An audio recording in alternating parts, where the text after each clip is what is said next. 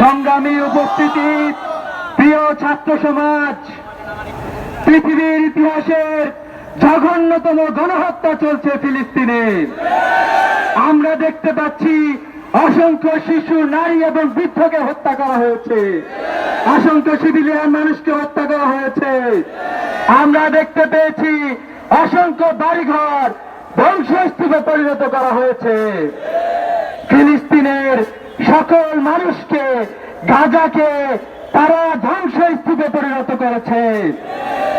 আমরা পুরা পৃথিবীর মুসলিম বিশ্ব, পুরা পৃথিবীর মানবতাবাদী জনগণ এই হত্যাকাণ্ডের তীব্র নিন্দা এবং প্রতিবাদ জানাচ্ছে।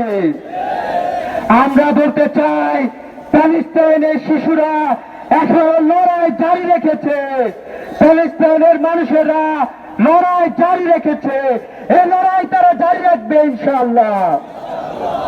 আমরা মুসলিম বিশ্বের নেতৃবৃন্দকে, আমরা বিশ্বের আন্তর্জাতিক হিউম্যানিটেরিয়ান সংস্থাগুলোকে ধিক্কার জানাই। আপনারা ব্যস্ত হয়েছেন পৃথিবীর মানবাধিকার প্রতিষ্ঠা করতে। আমরা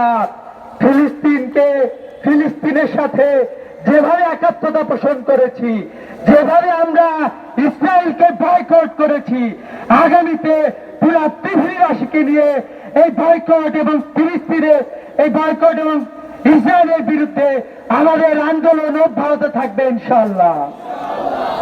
আমি আমাদের তরুণ সমাজকে, সমাজ যেভাবে রাস্তায় নেমে এসেছে, আমরা বলতে চাই ফিলিস্তিন মুক্ত হওয়া পর্যন্ত আমরা রাস্তায় থাকবো ইনশাআল্লাহ।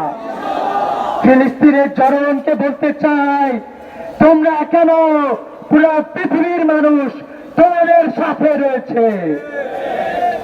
প্রিয় উপস্থিতি, আমরা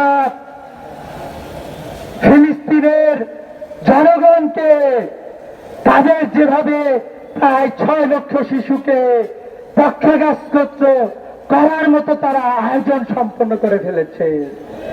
আমরা দেখতে পেলাম যে ফিলিস্তিনকে, গাজাকে গুড়িয়ে তারা গাজাকে শূন্য করে দিতে চায়, কিন্তু ফিলিস্তিনের মানুষরা যে চেতনা ধারণ করেছে, আমি বিশ্বাস করি মুসলিম বিশ্ব, পুরো পৃথিবী ফিলিস্তিনের চেতনা ধারণ করবে ইনশাআল্লাহ।